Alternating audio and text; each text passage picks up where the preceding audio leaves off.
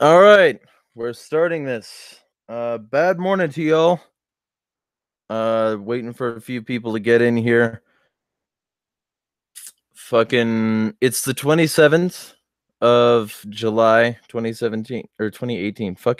It's a year ago because I woke up less than an hour ago. Um, we time traveled. Um, it's about 8:03 where I am, and it's morning somewhere if you're listening to the recording. We got a great show for you today. We got lots and lots of links from the community. And just to let you all know, when we do Friday shows, they're going to be community oriented. So if you have a story that we didn't cover that you want clarification on, hit us up and we'll go further into it, or do the story that you give us a link to. Or if you just want to, send us a story that you wrote because nobody else is covering it, we'll also do that. Um, with that in mind, this is brought to you by Brave, the ad-resistant, tracker-resistant web browsing experience, the Cash App, the Federal Reserve note and Bitcoin wallet with a Visa card, and Liberty mugs that you can use to piss off your coworkers while also consuming fluid. So consider visiting those links or any of the other links in the description. It would greatly be appreciated if you could help this show continue to do what it does.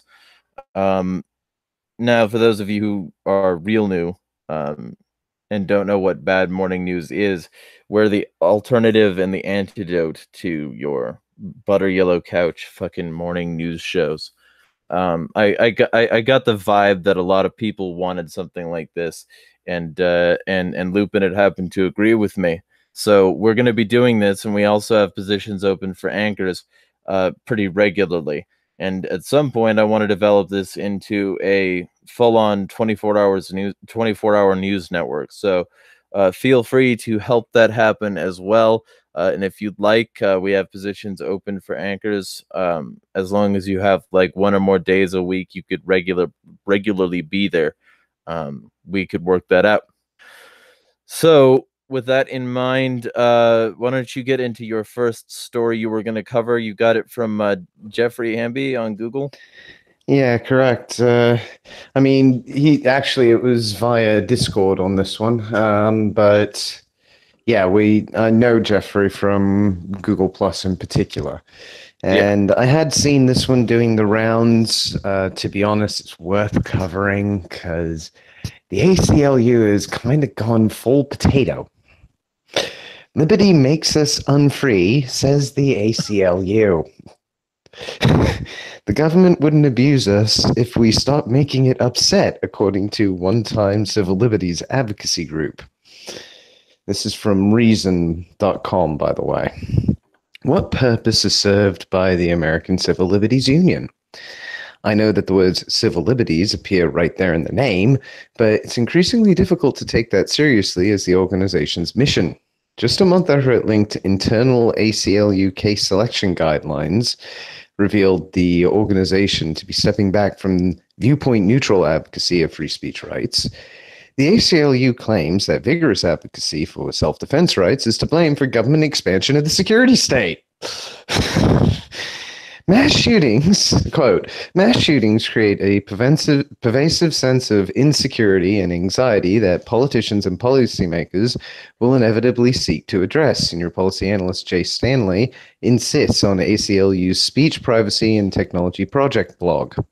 As a result, he argues, quote, those who support expansive gun rights as a protection against excessive government power should strongly consider how much government intrusion and expanded power they are willing to trade for those rights.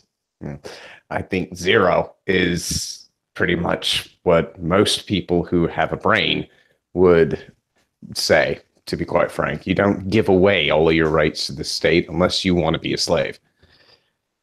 Is this the old why did you make him hit you argument applied to civil liberties? It excuses the actions of the abuser, the state in this case, as reactions to the missteps of the abused. So in other words, mass victim blaming. But it's actually a step further removed because most gun owners fly entirely below the state's radar. They are among the general population getting slapped by policies that politicians justify as a response to the crimes of a tiny minority. This is also the blame the innocent argument can be applied to so many civil liberties. The FBI wants backdoors into cell phones because terrorists and criminals occasionally use encryption. You wouldn't have to worry about overreaching law enforcement if you just dropped your stubborn advocacy for privacy. Authoritarian politicians want to clamp down on the internet because a few basement dwellers get radicalized in online chat rooms. We could calm the calls for censorship if you just abandon your defense of freewheeling speech rights.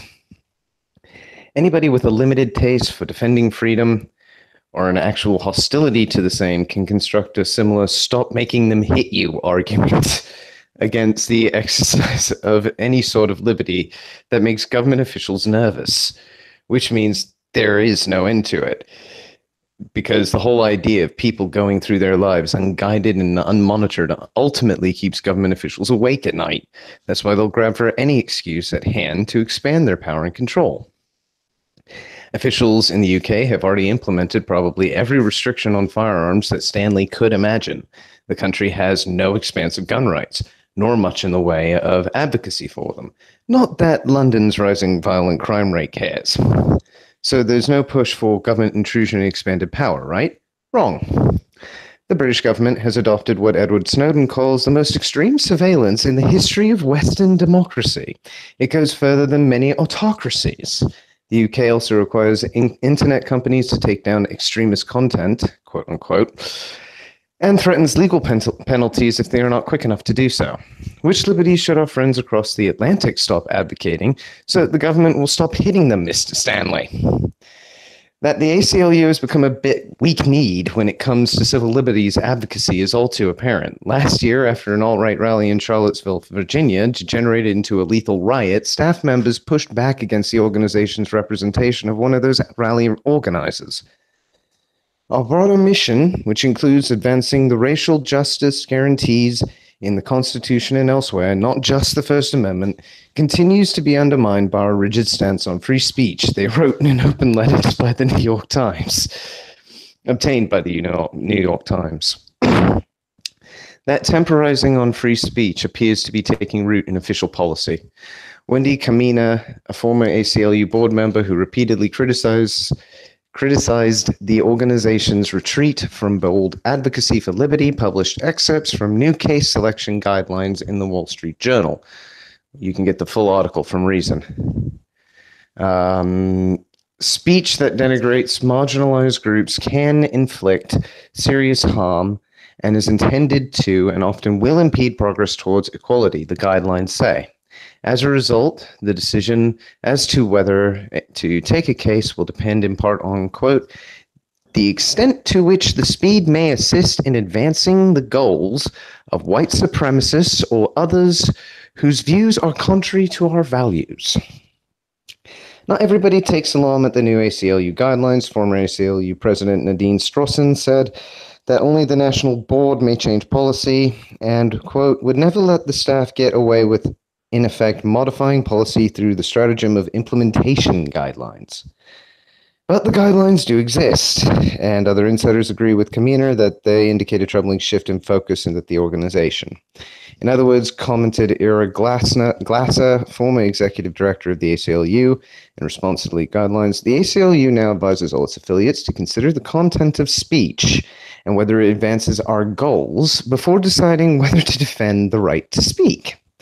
That is a balance never before recognized by the that is a balance never before recognized by the ACLU as a legitimate in deciding whether or not to take a free speech case. The new guidelines also note the ACLU generally will not represent protesters who seek to march while armed. There's another page to this. So actually, it's not that much of a page, to be quite frank. Given the racist speech and brandished arms at the rally addressed by the ACLU representative Klansman in the landmark 1969 Brandenburg versus Ohio case, the ACLU would be hard pressed to take Brandenburg case today, given its new guidelines, commented Kamina. Brandenburg was a tough case with an unpleasant client that established free speech protections for everybody. If the ACLU is pulling back and prioritizing defenses of speech that are not contrary to our values, quote unquote, it will likely be pulling back on the free speech protections extended to the entire population, which may well be the point. It's hard to see much enthusiasm for freedom in a staff of the Civil Liberties organization that prefers to protect only the speech with which its leaders agree, and which argues that advocating for and exercising liberty inevitably provokes the government to slap us with intrusive policies. They want to stop making the government hit us. Instead, we should create new mechanisms for championing our liberties. Since they're apparently done with it, maybe the American Civil Liberties Union leadership would surrender their group's name for the cause. So, yeah, that's the complete article by J.D. Tusil. To be fair, I've been growing more and more disgusted with the ACLU as the years have gone by. They used to be brilliant. Now they're just a shadow of what they used to be. Honestly, it's really quite sad, to be quite frank. It's bad news. Yeah, well, and of course it's this bad because the more and the more people on the left got into the organization, the more they had to make sure that the organization looked good for the left, because you wouldn't want to make your organization look like it was playing for, quote, both teams, even though there are many more than two. So at least that's the way I see Precisely. this. So on that level, like, I mean, do you think that this is like something severely impacting anything, or will people just do you think anyway, because I have my pessimistic, cynical, whatever, but like, do you Well, I think think that it this, delegitimizes the ACLU to the infinite degree. I mean, to well, say right, liberty is antithetical to civil liberties seems like the biggest non sequitur I've heard in quite a while. In fact, I honestly thought it was satire to begin with. right, I really but thought it reason had definitely fallen to Poe's law.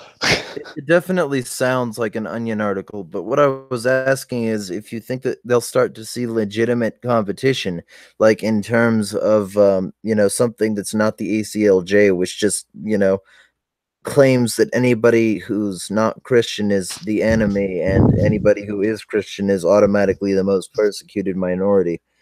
I suspect it will change things. I think you'll see a lot of more different advocacy groups specific to their own agendas in particular. The ones you're going to see a lot more distribution of that because people are starting to realize that the only way they can get shit done properly is if they do something about it.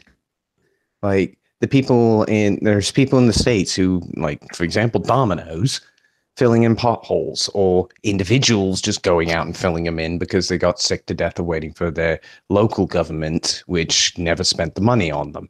And that type of thing really does work, and that works well.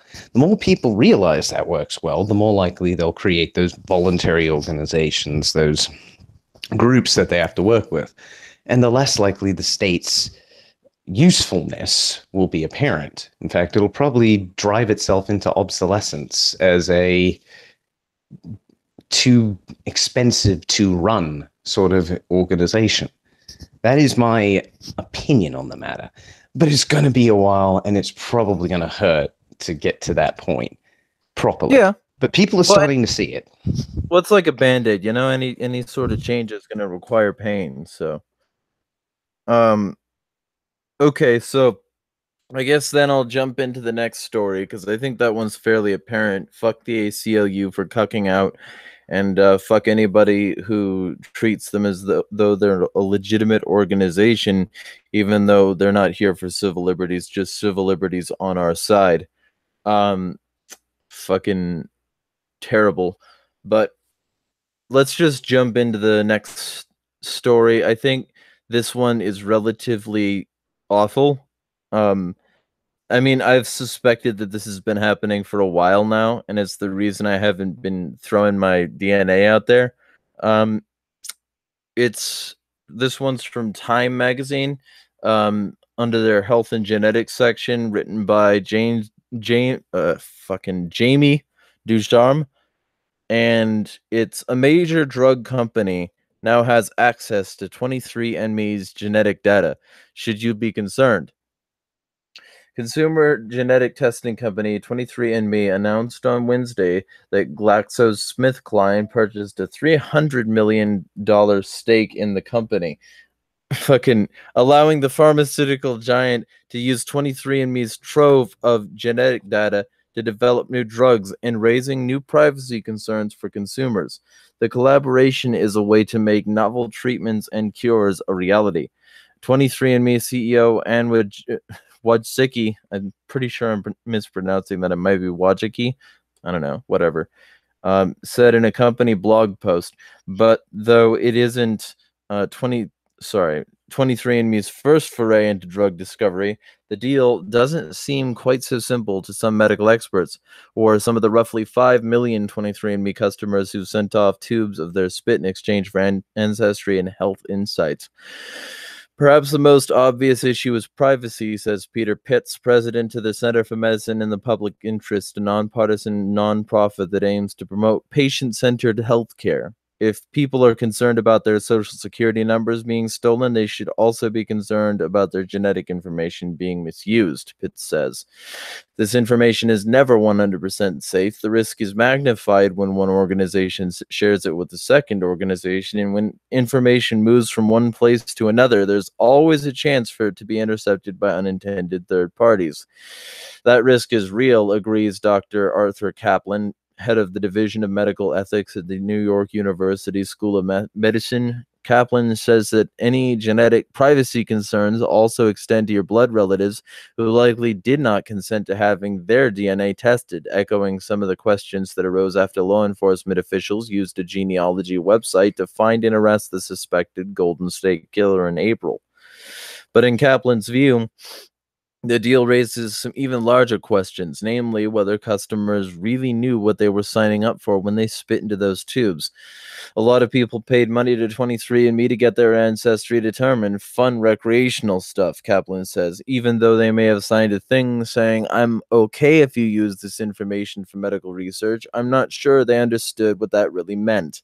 I'm not sure they understood that it meant, yes, I will go to Glaxo, and that's where we're really going to make fucking, sorry, if I'm stuttering a bit, the fucking Time thing has this pop-up on it, and for some reason I can't close it. Yes, we'll go to Glaxo, and that's where we're really going to make a lot of money off of you. A 23andMe spokesperson told Time that data privacy is a top priority for the company, emphasizing that customer data isn't used in research without consent, and the GlaxoSmithKline will only receive a summary statistic from analyses 23andMe conducts so that no single individual can be identified. When a 23andMe customer consents to participate in research, we clearly state that their de-identified data may be used to identify potential areas or targets for therapeutics development and to conduct or support the development of drugs, diagnostics, or devices, and may be done so in a collaboration with third party. The spokesperson said in a statement, participating in 23andMe research is always voluntary and requires customers to affirmatively consent to participate. They can also choose to opt out of our research at any time. So that's awful already. Just because of what this data could be used for. There's much more to this article. So, you know, obviously the link will be in the description, but essentially, we've got a pharmaceutical company who has the potential to mass test their products on a huge swath of DNA and make sure they work. Now that might sound like, of course they would, but then you realize that this is the way dystopian horror starts, and you realize that essentially they have access to a wide pool of DNA structures, and they could make sure that whatever they put out has whatever effect they were looking for with very limited non-success rates.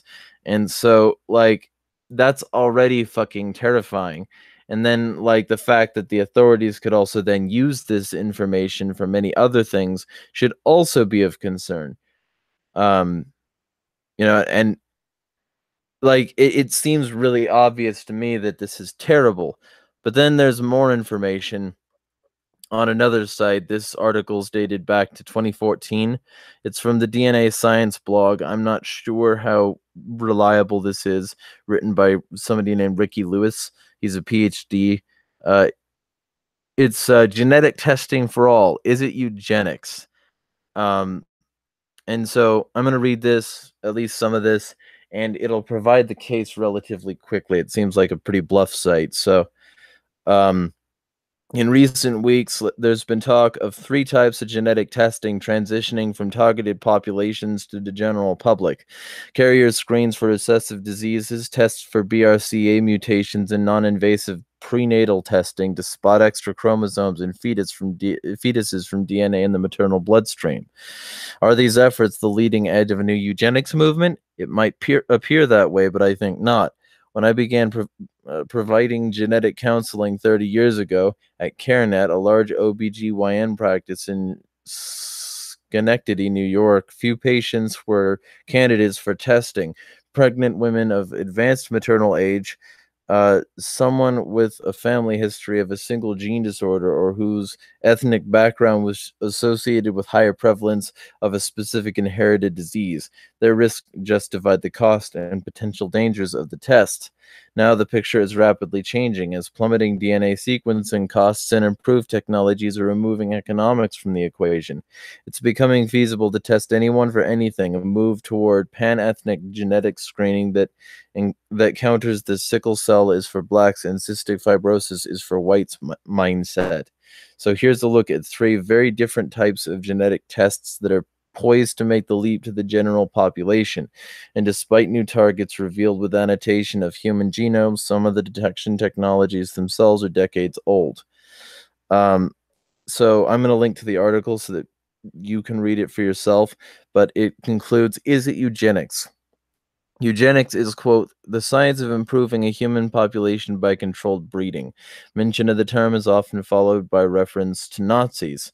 As are recessive disease carrier screening, BRCA mutation testing, and NIPT eugenic, according to the definition? Only one might be, and even that's questionable. Let's dismiss the other 2 first, and then it goes into why. But in general, you can choose to allow your brain to interpret this information however you want, I would say. I would definitely be wary of anything that's designed to tell you that it's not. I just wanted to be sort of fair and balanced in what I was saying. At the same time, this could, while not being actively eugenics, it could be essentially similar because it could be the kind of thing that could get a population, given its, quote, depersonalized data, to be able to be tested on a very specific level. And in many ways, the depersonalized data might be like the metadata collected by the NSA, and the 5 eyes of global intelligence, and it might be all you really need to provide a compelling case for actions X, Y, and Z. So it might be really fucking bad, even if it's not eugenics. But I did want to be sort of fair and balanced. But anyway, that's that story. So what's your take so far?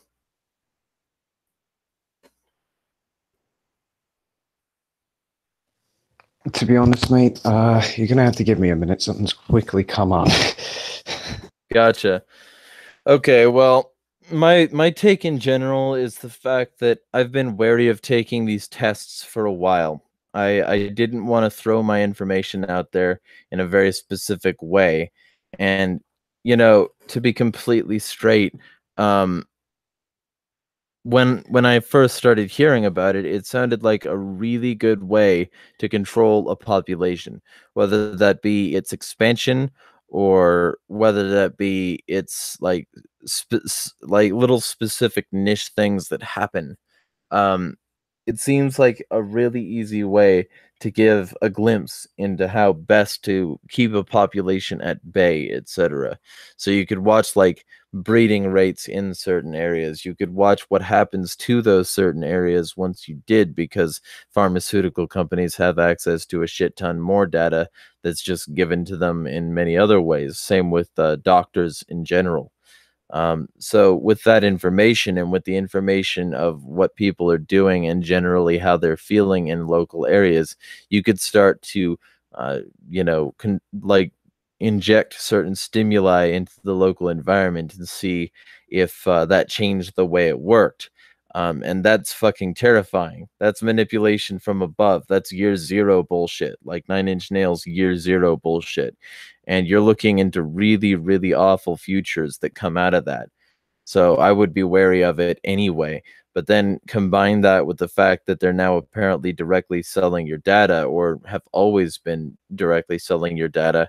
And it makes a huge amount of sense to assume that they're not doing anything positive in that regard for you. So I would definitely, avoid these tests in the future. Even if they're not 23andMe, you're going to find out Ancestry does it at some point. You're going to find out that all of these companies do it at some point. So you might as well be careful now.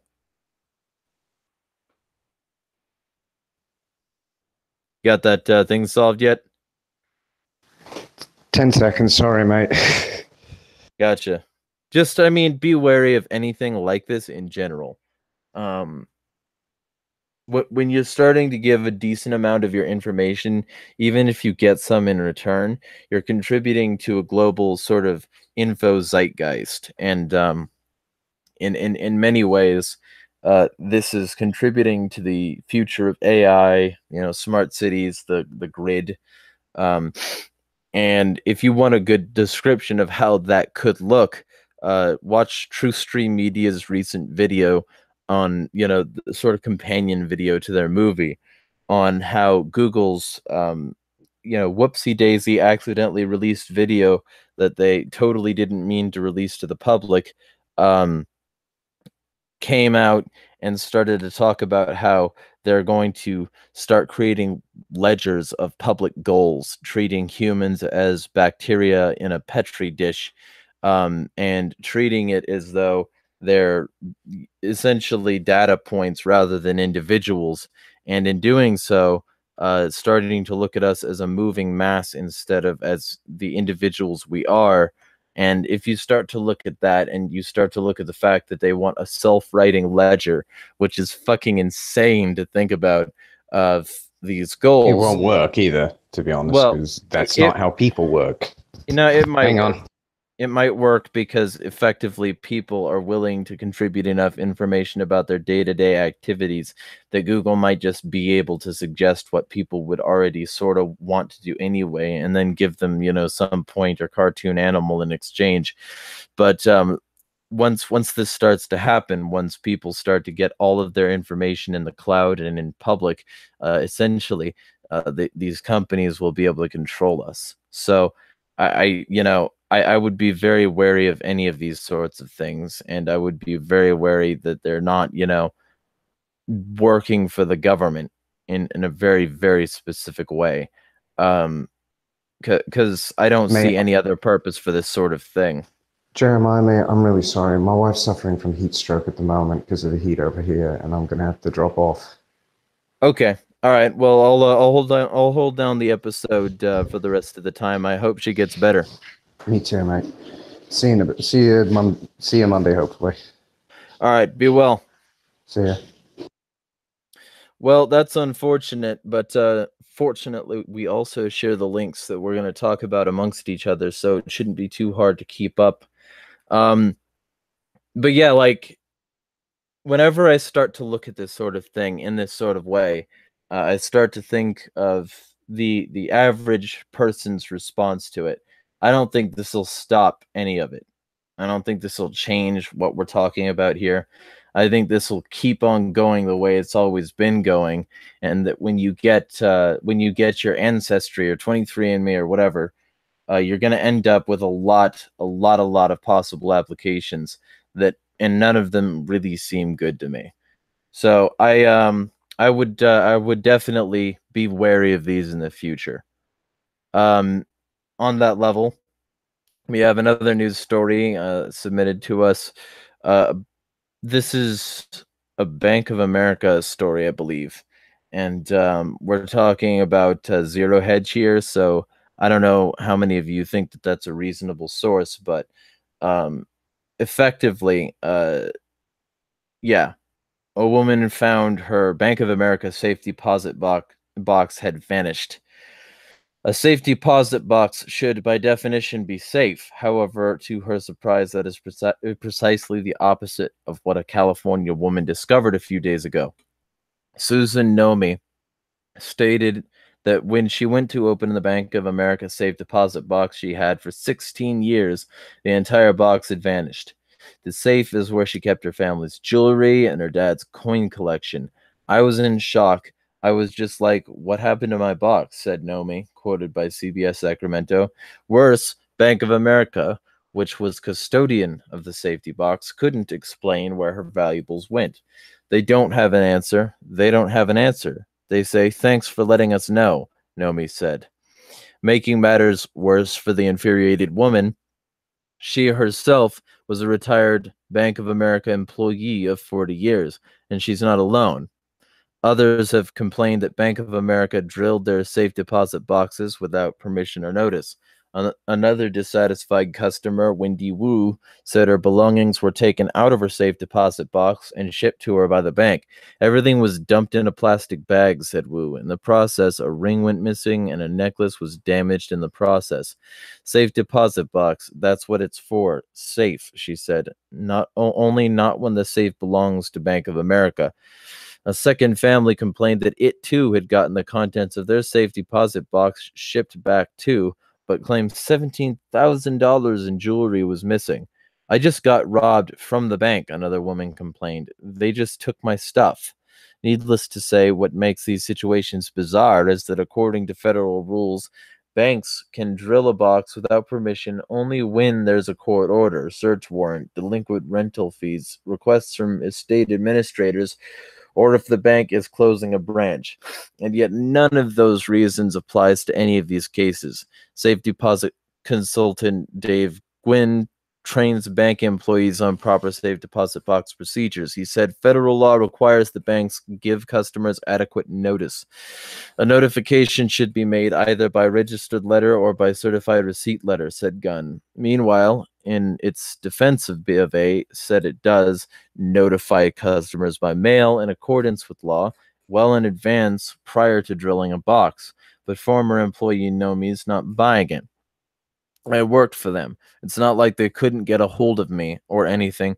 Adding to her Nomi's frustration, Bank of America still can't explain what happened to her valuables, but said, we certainly understand how frustrating this matter is for Mrs. Nomi, and we are working with her on a resolution. We are looking at the situation to help us identify opportunities to help avoid similar events in the future as we continue to work on improving service for our customers. She said, I can't ever replace it. It's irreplaceable. Doesn't matter how much it's worth.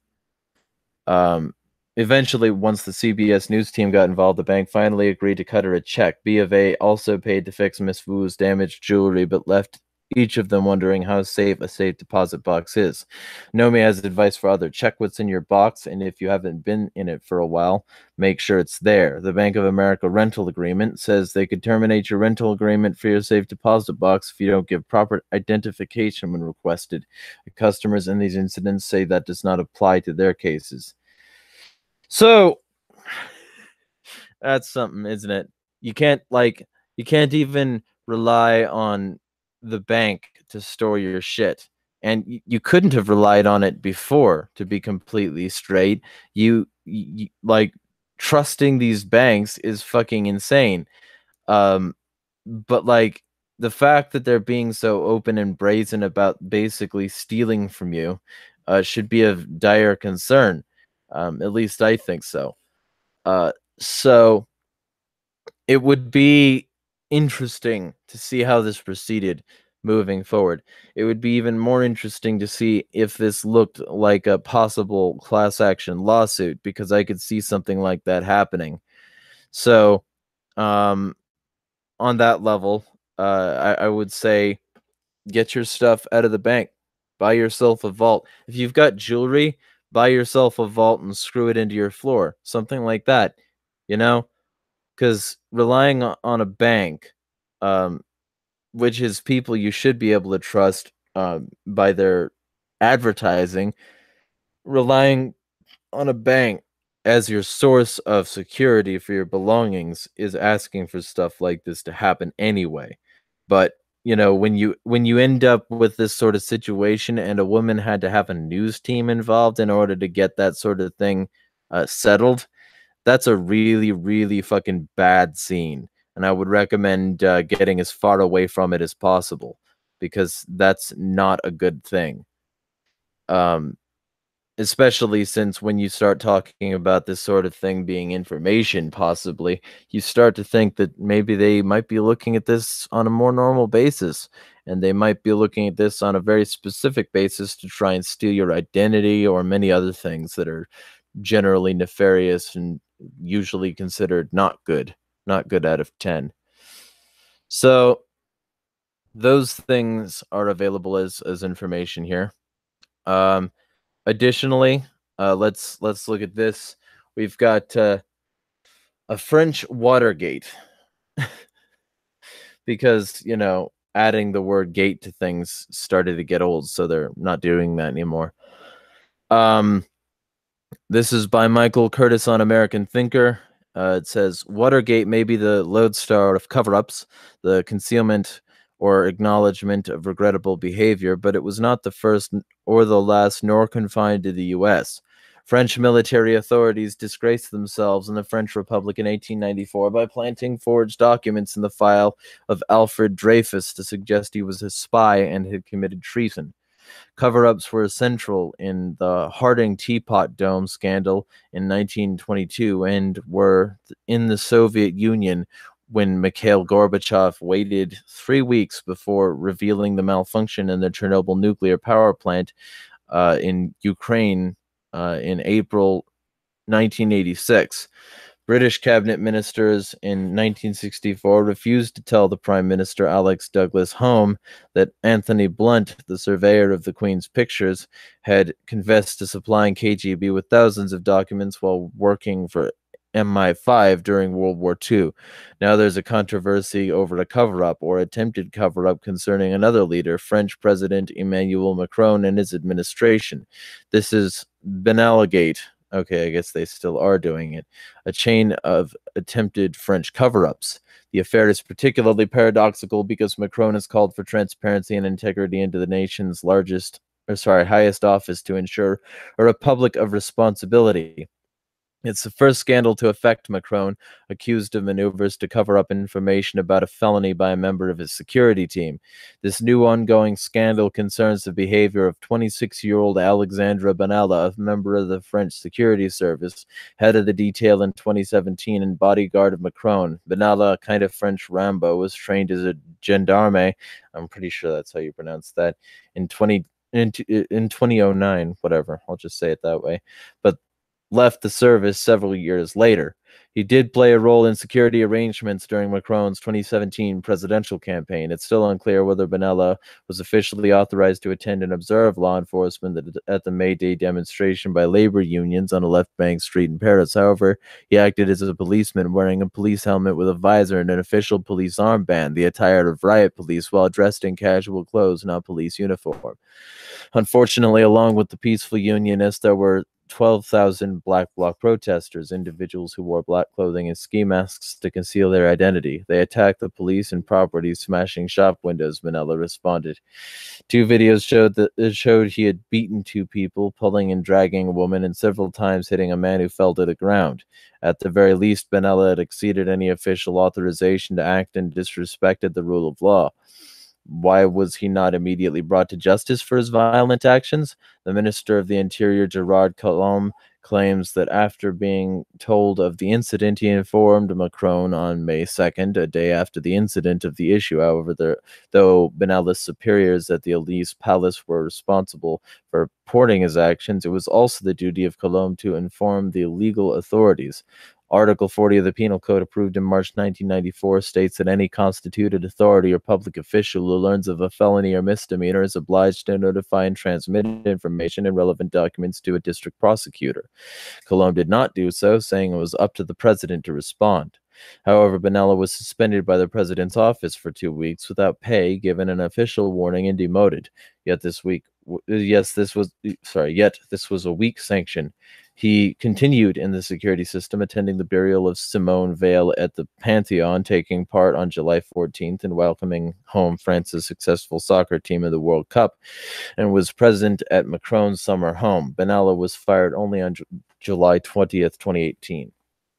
So there's plenty more here, and the link will be in the description. But yeah, that's a pretty bad story. I wish we still had Lupin it here to go over some of these details from sort of a European perspective, but that is not happening right now. Shout out to Lupin it. Then we've got also this story, and it'll probably be relatively short since we don't have like multiple people talking about these things. Then we have this story from Common Dreams, warning of Iraq war redux as Bolton and Pompeo. Oh man, hearing those names in the same context is fucking already bad. Are reportedly leading push to foment unrest in Iran. And keep in mind, Iran was in the Bilderberg Group agenda this year, and so was Russia and China, and so were the EID and all of this other stuff, smart cities, artificial intelligence, and quantum computing. So if they're trying to foment unrest in Iran, it looks like they're trying to fund their smart future, which will definitely not be used against the average person. Absolutely not. Warnings of Iraq war redux as Bolton and Pompeo are reportedly leading push to foment unrest in Iran. Although the Trump administration claims it only seeks behavior change in Iran, its pressure campaign clearly aims at regime change. In writings and speeches over, this is by commondreams.org. In writings and speeches over just the past several months, President Donald Trump's National Security Advisor John Bolton and Secretary of State Mike Pompeo have made no secret of their desire to overthrow the Iranian government. According to a Reuters report published on Saturday, their desire may finally be converting into a concrete action now that the two ultra-hawks have a firm grip on America's foreign policy apparatus.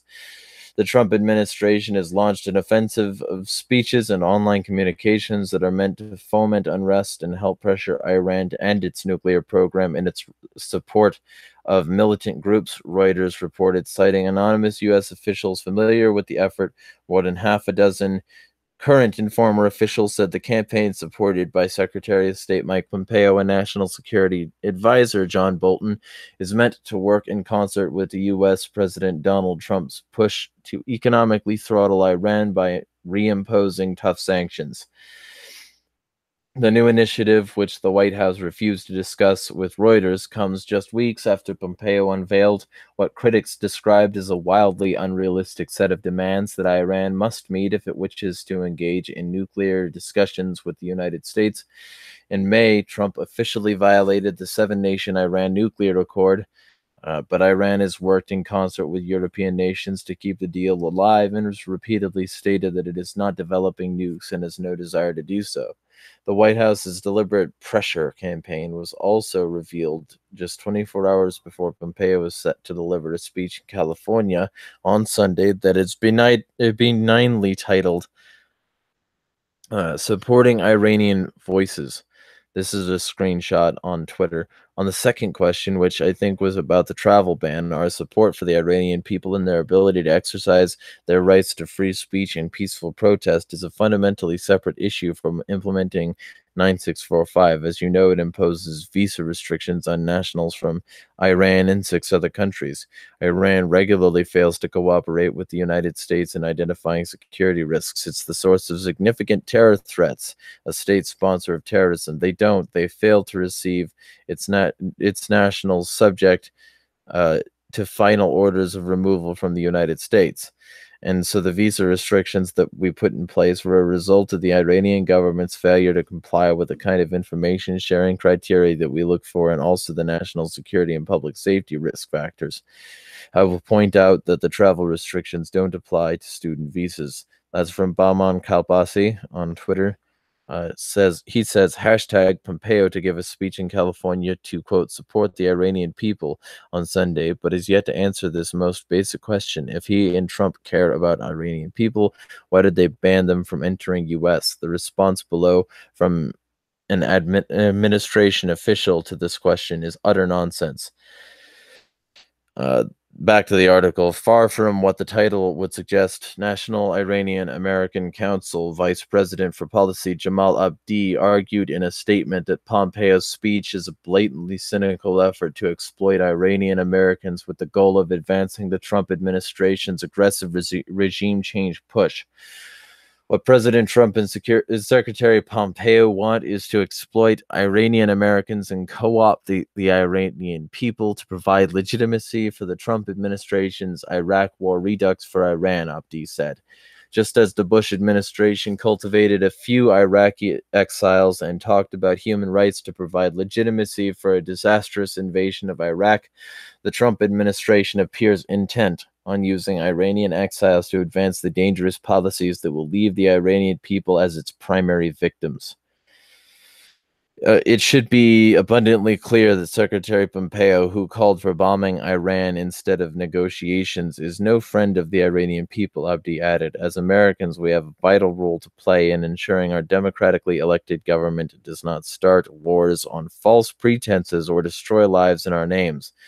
As Iranian Americans, our voices are particularly vital when it comes to the U.S. government's efforts regarding our ancestral homeland. We will not be exploited or silenced at this critical moment in history.